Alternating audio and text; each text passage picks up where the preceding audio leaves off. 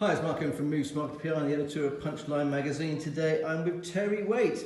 Terry Waite is obviously famous for being incarcerated for 1,763 days in solitary confinement many moons ago. I think it was in 20th of January 1987. Welcome to King's School in Gloucester, sir. Very nice to meet you.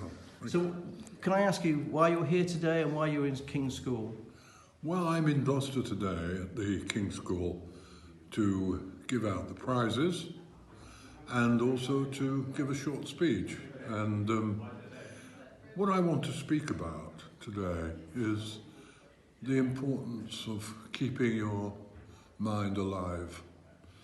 I think the importance in education of being able to think critically and not just to accept propaganda, and also to be efficient and effective in life. I mean, if you're going to work in today's world, which is an increasingly complex and difficult world, and if you're going to work in the business community, it's all very well to put the goal of making money, which is important, and everybody needs to make money.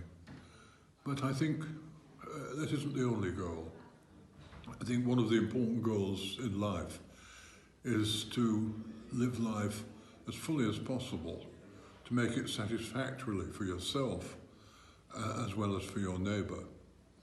And in business, that means really high standards and giving good value for money, not just taking money for shoddy jobs and for shoddy work. That cheapens you, that cheapens the whole concept of business. So those are some of the things that I will be touching on today in my address to young people who will be going out into the world and out into an increasingly complex world where all their resources will be needed to cope with it. Now, I believe that when you came out, or when you went into Lebanon, you had an MG car, is that right? I did. Yeah. And when you came back, didn't MG restore it for you? Or I remember reading somewhere, or a friend telling me. My MG was restored by the MG Club and put in very good order. I don't have it any longer because I couldn't justify having two cars and it wasn't suitable for the amount of travelling that I do these days. But it's in very good hands. It's in Scotland at the moment, right, and it's still in pristine condition. And it has a small brass plate inside which said restored for myself by the MG Club, so that will go on for a long, long time.